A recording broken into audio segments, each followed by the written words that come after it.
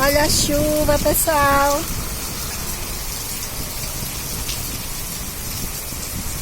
Pior que eu não trouxe guarda-chuva. Eu vou encarar essa chuva. Hoje, Maria Gomes toma banho de chuva, porque eu não trouxe guarda-chuva pra praça.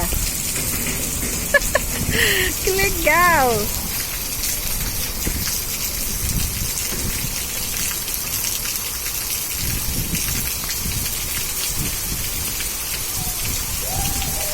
Cinco horas da tarde. Olha o clima, que legal. O Morro Branco cobriu de chuva, olha. Tudo branco.